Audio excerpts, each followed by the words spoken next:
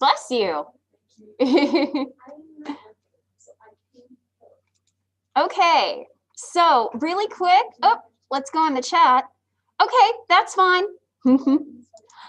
Okay, so really quick, if you go on to My Coddy, we are like the exam is pretty much up, but you will also notice, so exam 2 is up. I will not show you that. But if you go to lecture notes and course documents, you will notice I did make a study guide for you. And so I'm not going to read through it because that's what we can do during the review session that we set. But I did want to kind of show you a couple of things. So it's going to cover sensation and perception, learning and conditioning, and memory. We will move thinking, language, and intelligence to the next exam. So here are the short answer questions. So John Locke believed that we learn to perceive the world through our experiences. Check pages 151. Be ready to come up with evidence that either supports this idea or refutes this idea. So you can check your book for evidence that either will support or refute this claim. Do our senses operate independently of each other? Do our senses operate independently of how we see the world and other people? Based on what you've learned in our chapter on sensation and perception, you know this isn't true. Be able to provide evidence against these ideas. Check the sections on sensory interaction and context effects for help. Be familiar with the concept of partial reinforcement and how a partial reinforcement schedule. Hey, how was swim class? It was good? Good. Be familiar with the concept of partial reinforcement and how a partial reinforcement schedule affects learning and extinction of target behaviors. And then finally, I talked about this a little bit in that video that I sent, and I would recommend that you watch it. You've learned different ways that forgetting can happen. Be ready to name at least 3 reasons why someone would forget previous information. So we are going to do a review session. Would everybody be okay with Sunday night? How would Sunday sound? Is Sunday pretty good? Would Sunday at 8 o'clock work? Okay. Okay. So if you can't make it to Sunday at 8 o'clock, I will be recording the session and putting it on YouTube so that you can watch it later, okay? And I'll be recording from my own house, so we won't have to worry about taking up potty bandwidth or anything like that. So remember that it's open book, open note. I give you 15 extra minutes, so it's actually timed for 65 minutes rather than 50. And you get 1 shot to take it, so make sure that you're prepared before you do, okay? All right, so let's go ahead and continue our discussion of memory today. It's Dr. Gilchrist's favorite thing, her favorite thing. Okay, so the last time that we were here, we were talking about the fact that your memory depends on how much you have learned something. So I'm really sorry to break it to you folks. You cannot magically learn by osmosis. And technically, yes, I know it's really diffusion, but my sister always reminds me of that. I'm like, I told the students they can't learn through osmosis. And she goes, diffusion, Amanda, diffusion. I'm like, thank you, Ashley. Thank you, Captain Obvious. It's more fun to say learning by osmosis, though. So we're going to talk a little bit about the work of Hermann Ebbinghaus today. So Hermann Ebbinghaus was a researcher back in the 1800s. And one of the things that's really notable about a lot of his experiments is that he performed these at a time before psychology was really a thing. Cognitive psychology was definitely not a thing. And interestingly enough, he performed these experiments on himself. And so what did he do for these experiments? So I'm going to go ahead and stop share really quick so those of you that are zooming in can see what I'm writing on the board. So one of the things that Ebbinghaus did is that he would learn these long lists of what we call CVCs. So a CVC is called a CVC because it is made of a consonant, a vowel, and a consonant. So we can have a consonant, a vowel, and another consonant. So he would learn these really, really long lists of these nonsense syllables, and he would learn them in certain circumstances until he got them absolutely perfectly. For this first finding, let me go ahead and jump back on that share. So in this first experiment that we're going to talk about, he actually did lists that he repeated a certain number of times. So sometimes he would repeat and relearn a list 8 times, sometimes 16, 24, 32, 42 times, 53 times, and sometimes he would learn a list and relearn it and repeat it 64 times. I am curious to see what that man had to do during his day. I think this was his job, just to learn lists, because I can't imagine going to work and then also being able to make time to learn 64 of repeating a list 64 times. So he would do a certain number of list repetitions, and then on day 2, he would see how long it took him to relearn the list absolutely perfectly. And so what Ebbinghaus found is that if he repeated a list 8 times, it took him about 20 minutes to relearn it.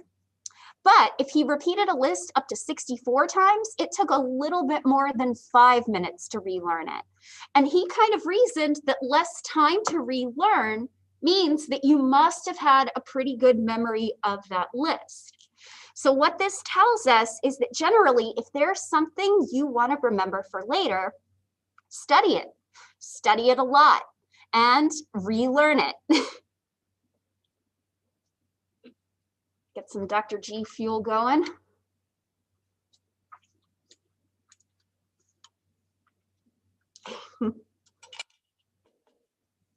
Sometimes we all need a little caffeine in our day. I had pumpkin spice coffee at home. Not a latte, pumpkin spice coffee. It was pretty good. So yeah, if you want to get A's on your tests, you got to study. Yes, yes, you do. Okay, does anybody need some more time here? Cool. So here's another study tip for you that I actually just recorded on Monday for our readings for chapter 7. So raise your hand if you've ever crammed. Don't be shy. Those of you that are zooming in, have you ever crammed? Raise your hand, or rather, don't raise your hand, but just be like, me, or on the Discord. Let's see it. Who's crammed? Yep, D's crammed. Anybody else? All the Zoomers have never crammed? You've never crammed? Come on, even Dr. Gilchrist crammed. I studied for the GRE subject exam in psychology by reading a general psychology textbook the night before the test. To be fair, it was the subject exam, so it wasn't that hard. But we've all crammed. Odds are pretty good. You've crammed, I've crammed, you know somebody in your life that is crammed. So this has happened to me, and I suspect that it's happened to a lot of you that have crammed. So again, raise your hand if this has been your experience. So you cram for the test, you go in and take the test, everything goes great, you do well on the test, and then you leave the room, and then it's almost like all of the information flies out of your head. Congratulations. This is what happens when you cram. Cramming is really good for the short term, but it really doesn't work well if you need to remember something for a longer period of time. If you need to remember something for later, So if you're in a course where concepts build on each other, like math classes, or if you have a comprehensive cumulative final exam, you should break your studying up instead of cramming. So when we cram, this is what memory researchers refer to as massed practice. You do all of your studying in one shot, in one go with no breaks. And that's good over the short term, but it's not very good over the long term. If you want to do better over the long term, space out your studying. Space it out over a period of a few days with smaller blocks of time. Research has repeatedly found that memory is better if your studying or your rehearsal are spread out over time instead of all at once. The other thing that I would recommend is to test and quiz yourself often. Your textbook will give you little review questions and test yourself questions. I'd advise you to use them. Who here likes tests? I don't even like tests. That's why I'm a professor, so I can give them and not have to take them anymore. But nobody likes tests, but research actually shows that testing can improve your memory. There's a really well-known study by, well, your book calls him Henry Roediger, but I've met him and he goes by Roddy. Roddy Roediger and Jeff Karpicki back in 2006 actually found that the more that you test yourself on something, the better that your memory for that information is going to be. And this is what is referred to as the testing effect. Generally, repeatedly testing yourself over time produces better learning than just rereading material or restudying material. And what's really interesting is that it doesn't necessarily look like it's working over the short term, but if you wait for a longer period of time, testing yourself is very, very effective for long-term memory formation. All right, so yeah, that's why I test you. And that's why I don't do like a law school thing and give you one big exam at the end. I don't think I'd get as many people in my class if I did that. Okay. So on Monday, I gave you a list of words and I kind of asked you if you tended to remember items from the beginning of the list, the end of the list, or the middle of the list. And generally, when we have people do this, it turns out that some items in a list are going to be better remembered than other items. This is what is referred to as the serial position effect. So if I give you a list of words and then I immediately ask you to recall them, we tend to find a couple of interesting things. Recall tends to look like a U-shaped curve. So here on our x-axis, we have the position of the word in the list. So here are the first few words in the list. Here's the middle, and here's the end. And what we find is that in general, people tend to better remember the first items in the list, which we call the primacy effect. And we also have a tendency to remember the last items in the list really well. This is what is called the recency effect. So we remember the first items in a list really well, and we remember the last items of a list really well. So this is what happens with immediate recall. So I give you a list, and as soon as I'm done reading it, you recall it. Now, research has actually found that the primacy effect is due to information being in long-term memory, and the recency effect is due to items being in your short-term memory. And here's how we know that. So I can give you a list of items, and then instead of making you recall them right away, I wait. Maybe I make you do some math problems. Maybe I make you count backwards for a few minutes. And we find that if I ask you to recall that list later, I still have a primacy effect, but I've knocked out my recency effect. And so here's kind of the rationale for how this works. So when you get the first few items in a list, you start rehearsing them. So if the words are like banana, you're going to repeat to yourself, banana, banana, banana. And then I give you the word apple, and you go, banana, apple, banana, apple. Then you get the word grape, you go banana, apple, grape. And so it's almost like you're juggling all of these different items. At some point though, you're going to be juggling too many. And what most people tend to do is they throw their hands up in the air and go, that's it, I'm just gonna listen. And so basically you're able to grab the last few items of a list because of your short-term memory from just passively listening. But because you rehearsed those first few items, they're in your long-term memory. And we do actually find for people that have amnesia, people who can't form new long-term memories, they still have a recency effect, but they don't have a primacy effect. So our serial position effect is due to the first items being in long-term memory and the last items still remaining in our short-term memory. So it turns out that there are different types of memory for the different things that we do. Who here is a fan of Monty Python and the Holy Grail? Y'all need to watch that movie. It's silly.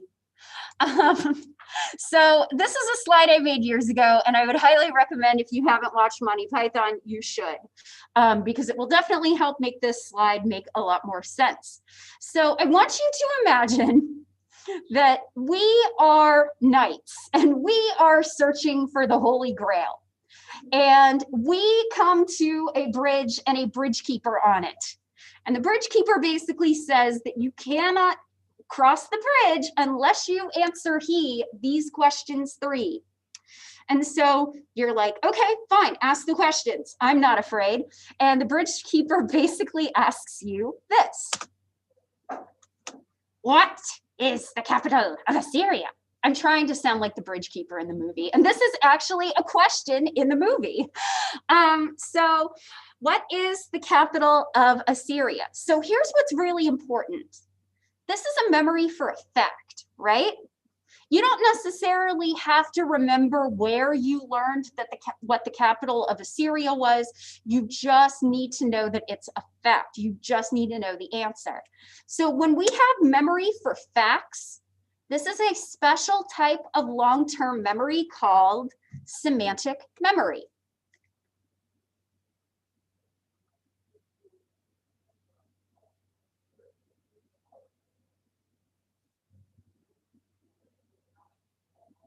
By the way, the capital of Assyria is Assur. I just had to look that up because I always forget. Here are some other examples of semantic memory. What is 2 plus 2? It's 4. Okay, now here's my question. And here's what's kind of interesting about semantic memory. How many of you remember the first place that you learned 2 plus 2 is 4? You probably don't remember if you had to think about it very hard. And that's because with semantic memory, you have repeated this fact so much that it has become removed from what we call the source, where you originally learned it. So one of the things that we often tend to find is that semantic memories, like what is the capital of Missouri, they tend to lack a source. I mean, unless you don't live here and this is the first time that you learn that the capital of Missouri is Jefferson City. I've lived here long enough and I went to grad school here long enough that I don't even remember where I first learned it. Now, so let's imagine for argument's sake that you got that question right. So now the bridge keeper gets to ask you another question. What did you have for breakfast yesterday? Now this is different. So the previous one was a fact and we didn't know its source. This is a particular event in time. If I want to answer this question, all I have to do is go back in my mind to yesterday and think about what I ate. It's almost like time traveling. Are y'all able to think of that? If you're not the kind of person that eats breakfast, this is probably a really easy question for you.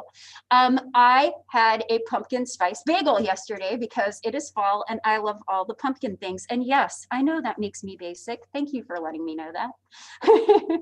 No shame in being basic. There's no shame in being basic. But this is a memory for an event in time. This is what we call episodic memory. So when you want to search for this, when you want to search for an answer to this question, you actively have to consciously go back through your memory banks and try to find it. And unlike semantic memory, this has a source. Now, there is a special type of episodic memory because let's be really clear, most episodic memories are for really trivial events. But we do have a very special form of episodic memory that is referred to as autobiographical memory. These are memories that are specific to your life narrative. So episodic memories in general tend to be trivial, like what'd you eat for breakfast yesterday? What'd you do on your trip to Kansas City over the weekend? Like trivial things that unless something big happens, the fate of the universe generally does not hinge on what you have for breakfast. However, with autobiographical memory, these are special events that are tied to your life narrative. So for many of you, your high school graduation is going to be a part of that memory, that life narrative. For me, getting my PhD was a big deal too. Those are non-trivial events that frame my narrative. They frame my story, and you all have those. So here's what's really important. So finally so we answer both of the questions, and then the bridge keeper throws us this one. How do you ride a bicycle? So here's where this gets tricky. Are you going to be able to verbalize that for him? I mean, you could make an argument for the fact that you have to actually put your hands on the handlebars, but there's a lot of muscle memory involved that you can't put into words. So I'm sorry to say the bridge keeper has now thrown us off the bridge into the pit of fire because we did not have the ability to answer this question. So when we talk about skills, those are what are called procedural memory. So anytime that you've ever walked around, anytime that you have ever made a peanut butter sandwich, anytime that you have written in cursive, this is what is referred to as procedural memory. It is a skill, and you can't really put it into words. This is a memory that you demonstrate by doing, not by telling. So these two top types of memory are semantic memory and our episodic memory. And I believe we'll talk about this on the next slide. These are what are typically referred to as declarative memory. You demonstrate that you have the memory by declaring it, by telling somebody. But procedural memory is what we call non-declarative memory. It's a type of memory that you can't demonstrate by verbalizing. It's usually noted by a change in behavior or by doing something that you can't really put into words. So seriously, y'all, go watch Monty Python and the Holy Grail. I feel like an old.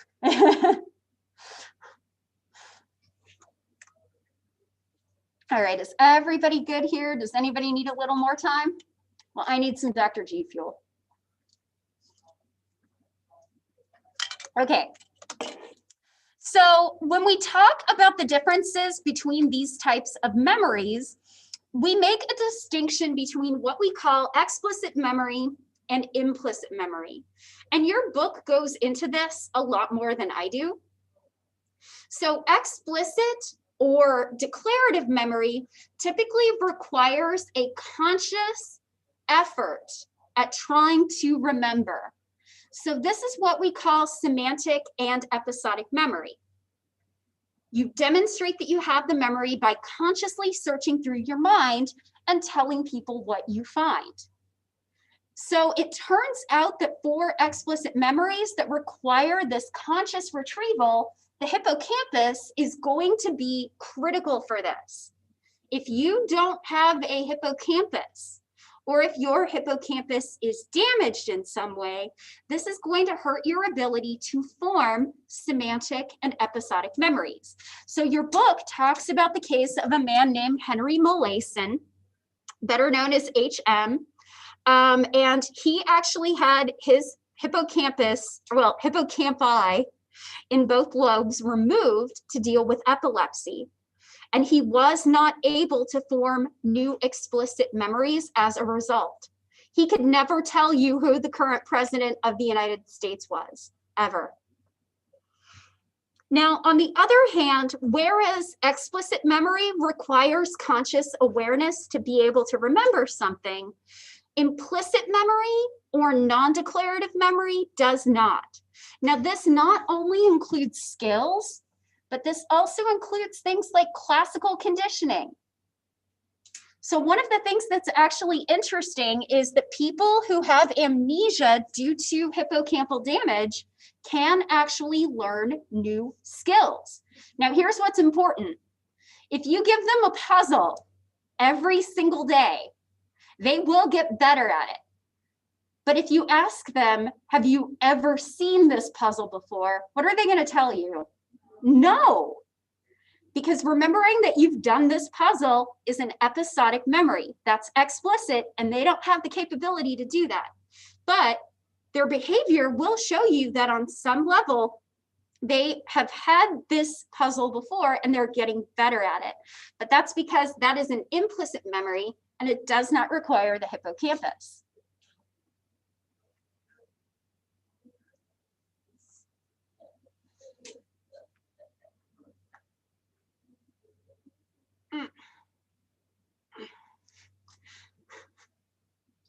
Sorry, I did a back workout the other day and my back is still super sore and it's been like 3 days.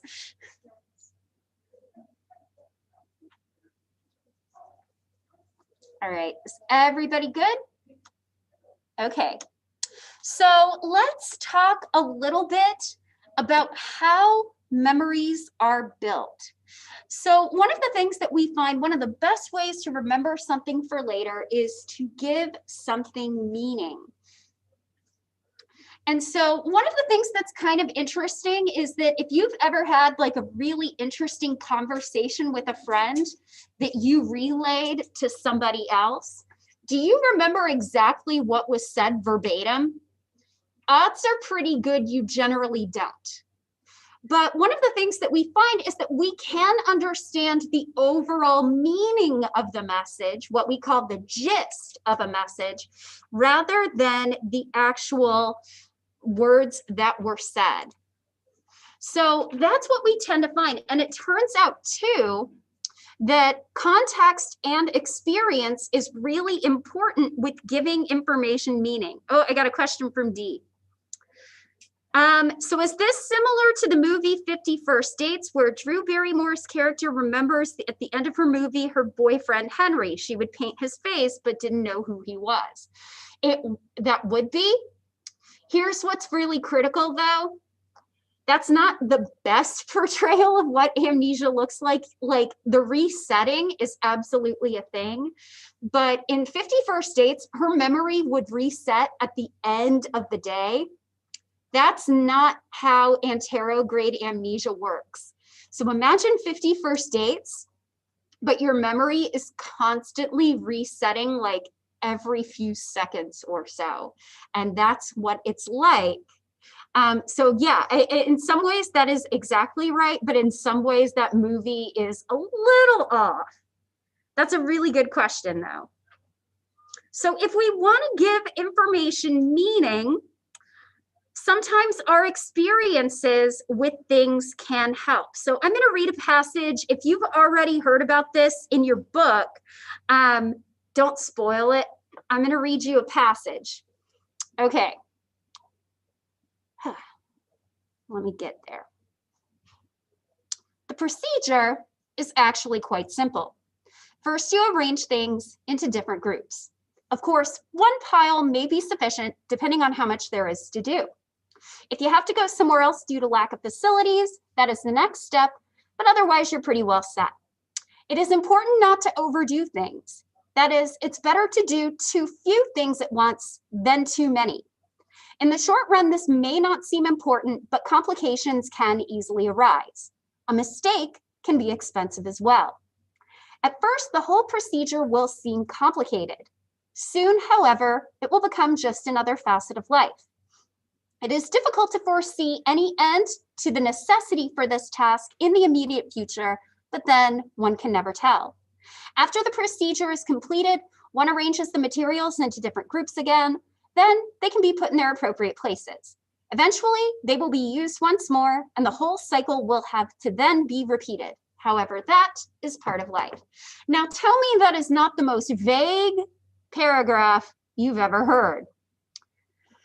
So, if I asked you, how much of this do you think you'd be able to remember? How do you think you'd do? Pretty bad. Okay, so what if I told you? What if I gave you the title of the paragraph? And what if I told you that the title was washing clothes? All of a sudden, does that make it easier to remember? So this was based on a study by Bransford and Johnson in 1972, where they gave people that passage. And some people were given the title ahead of time, and other people were not. And of course, the people who got the washing clothes title, of course, remembered more, because giving them that title gave them a framework with which they could organize that very, very vague paragraph. So if you want to remember something for later, make it meaningful. Another way that we tend to find that this helps is with imagery. Generally, it is going to be easier for us to remember information that we can visualize in our minds. So one of the things that we find is that if I give you high imagery words like phone, bag, apple, those are going to be easier to remember than words that are hard to form images of, like process, freedom, peace.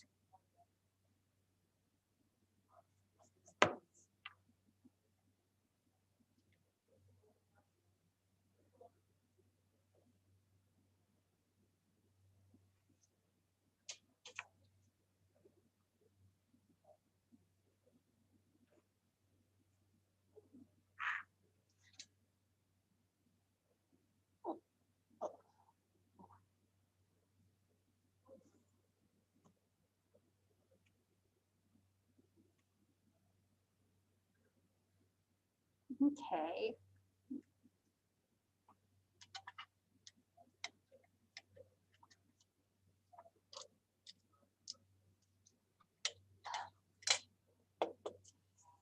I love straws. I didn't used to. I love them right now. I need to get like one of those loopy straws or loopy straw glasses. Those would be fun. Unfortunately, then, unless I am mistaken, I don't think they make bendy straw glasses that have lenses. So I would have to take these off and I would walk into things. Okay. So memories tend to be stored in the brain. So one of the things that I always thought was really cool, and this is part of the reason that I ended up becoming a cognitive researcher and also part of the reason why I'm interested in neuroscience. Your brain changes itself every time you learn something and every time you form a new memory. And I always thought it was really cool that the brain could become a brand new thing every time you learned something new. So when we're forming a new memory, I'm going to try to keep this pretty brief, but if you want to learn more to the point that you're tired of hearing about it, take my biopsych class. We will talk about this in detail for an entire month. I promise. So new memories begin with neurons. And the way that memories form starting in the brain is because of long-term potentiation. So what this basically means is that a network begins to form. So I hate to break it to you, you don't have a single neuron that codes for your grandmother. Like if you bring up the thought of your grandmother right now, that is not one neuron that does that. That would actually be pretty dangerous. If that neuron gets destroyed, well, guess what? There goes your memories of your grandmother. That's a problem. So they form networks, they communicate with each other. And so what we find is that with long-term potentiation, one neuron becomes a better sender of information, and the other neuron in that network becomes a better receiver of information. So the firing potential actually increases. The sending neuron sends more neurotransmitters. Serotonin is also increased, and the receiving neuron develops more receptor sites so that it can receive more neurotransmitters. So this is basically something we call Hebb's rule. And a really easy way to remember it is inputs that fire together, wire together. And that's how memory happens. And this is where I also remind you, please protect your head. So you know how I tell you don't lick doorknobs? Nobody actually does that. Don't punch each other in the head for fun either. Yeah, because I know everybody does that. It's like the newest Tide Pod challenge or the cinnamon challenge or whatever. But if you damage if you have a head injury, a concussion, if you've been in a car accident, we do know that head injuries can absolutely affect the ability to consolidate memories and store them into the brain. So researchers have actually looked at football players and boxers who have basically just sustained a head injury or a concussion. You ask them what they were doing before the head injury, they don't remember, because they were not able to actually consolidate that information from short term into long term. So wear helmets. I know here in Missouri, you don't have to wear a helmet for a motorcycle or a motor scooter, but I would. Buckle your seatbelts. Don't do like underground cage fighting or underground MMA. Just protect your brain. So one of the other things that we know that strengthens our ability to remember something is the presence of emotion. Arousal, and in this case, we're talking about emotional arousal, can actually create a stronger, more reliable memory. Now, this is really good when it's a memory for something that's really important and special to us, but it's not always a good thing. If you have suffered from a traumatic experience, unfortunately, the emotions and the arousal that were heightened during that event are going to be more likely to lead you to remembering that when you don't want to. So arousal generally enhances memory. This is not always a good thing. That is especially true if you're struggling with post-traumatic stress disorder and you're having flashbacks. Now, very emotional memories tend to have a very clear image to them. So I know that none of you will be able to answer this question, but if you ask people maybe my age or older, so if you ask an older millennial or a Gen Xer or your parents where they were during September 11th, 2001, they'll be able to tell you. And they'll probably have a pretty good, clear idea of where they were, who told them this information, and how they felt. To kind of put this into perspective, I was a college freshman. I had only been in college for 2 weeks when the events of September 11th happened. And I was living in Florida, and the governor was the brother of the current the president at the time. So everybody in Florida was very, very scared for a day or two. So you can have a very clear memory of a significant moment or a significant event. Now, this doesn't necessarily have to be for events of national significance. This can also be for things like graduations and other things. I remember I was 4 in kindergarten. Yeah, I know, I'm getting old. Like every time I ask, like, where were you in September 11th? Like when I first got here, people were like, yeah, I was in elementary school. And then some of you were, and then it got to the point where some of you were babies. And I'm like, yeah, I'm kind of old now.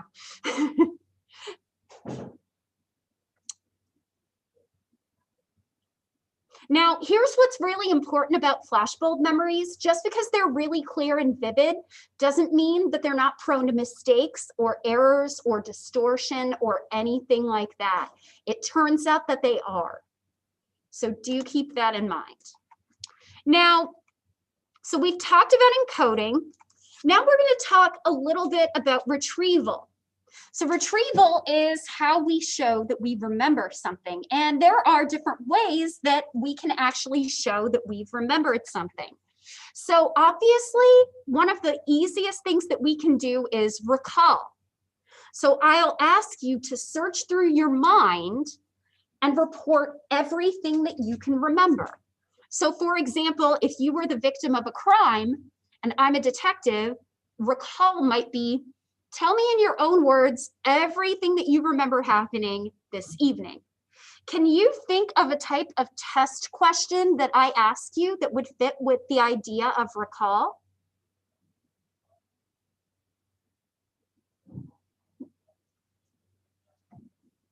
Anybody?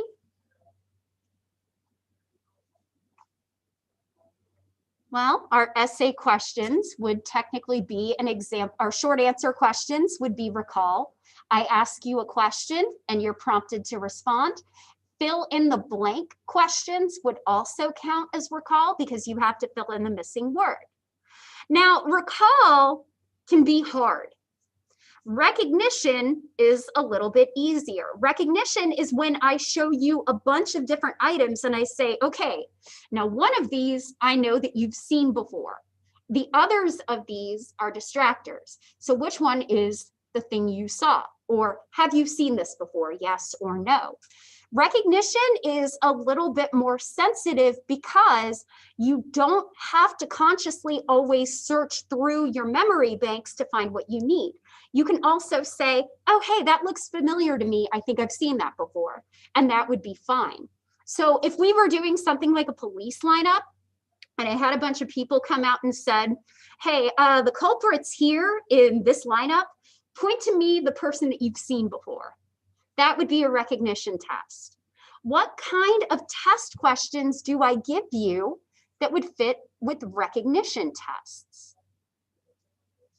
Multiple choice questions. Exactly. That's why I love multiple choice, because multiple choice always feels easier to me because I know that at least one answer is the right one.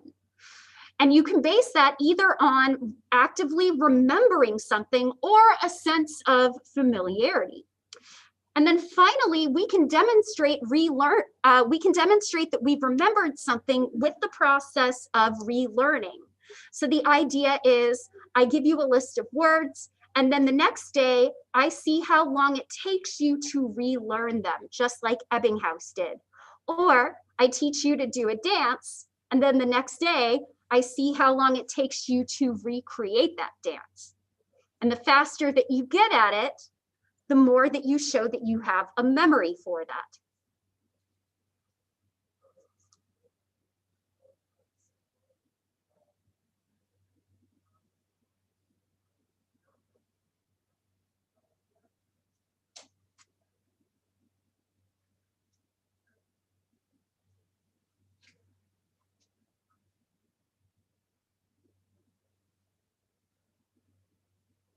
All right, everybody good?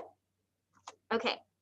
So one of the things that we find that many of you experienced when we were doing the class experiment is that if I give you a bunch of items that are related to each other, many of you may have falsely recalled seeing something there that wasn't. So if I gave you a bunch of words like sugar, candy, heart, good, chocolate, soda, some of you recalled the word sweet because they are all related to each other. And that partially happens because memories are held in storage by a web of associations.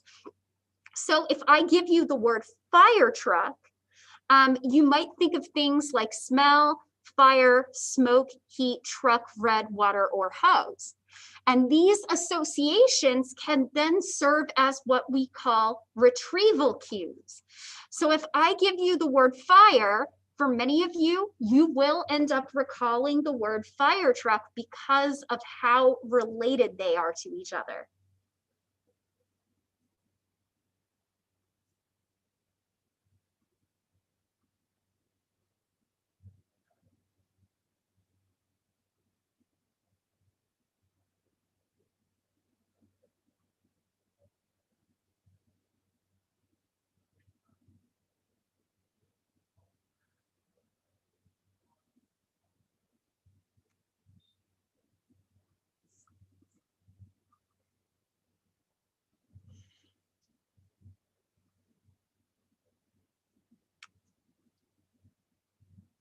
All right. So it turns out that context matters for retrieval too. So generally, we are going to find that when you're learning something, the things that you are doing the same time that you are encoding something can actually serve as retrieval cues for retrieval.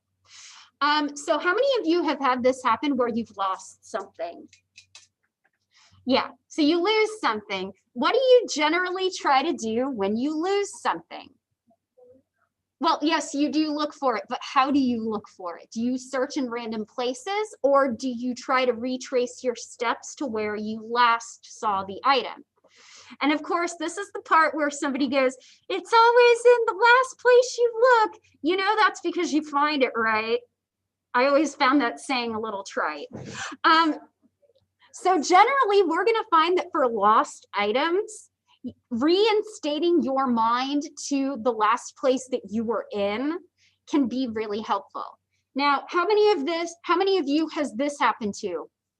You go to get something in another room, and then you get in that room, and then you forget what you came in there for. This is what's famously referred to as the doorway problem. And this happens because the room that you are in actually serves as a retrieval cue.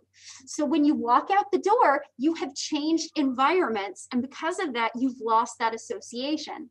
Oftentimes you'll find going back into the room that you were in is sufficient to be able to help you remember what you're looking for. And it's because the environment forms a retrieval cue. And so we find in general that returning to our previous context can help prime memory. And in some cases, it can actually trigger a sense of deja vu, the sense that you have done something before or that something feels familiar, but you can't really place why. So this is actually a really cool study looking at the role of context. So these researchers were interested in whether changing context would affect memory recall. So they tested people they had people study lists of words either underwater or on land. And then they were later tested underwater or on land. So when you cross these two conditions, you get 4 different contexts. People who studied underwater were tested on land. People who studied on land were tested underwater. People who were studied and were tested underwater, and people who studied and were tested on land. And in general, the researchers find that when the environment that you're in matches where you've learned that information, you tend to have better recall. So that might be part of the reason why sometimes people will tell you to study in the same room that you're taking the test, or to chew some gum while you're studying and then chew that same gum during the test, because those environmental contexts can actually serve as a pretty powerful retrieval cue. So folks, that's all I had for today. We are going to talk next time about why memories are not like static photographs, why they are prone to error and distortion, and why this comes into play when we talk about eyewitness testimony. Anything that I don't finish on Friday, I will film for you later that afternoon so you can watch it before the test. Folks, I will see you next time. Have a great Wednesday and see you.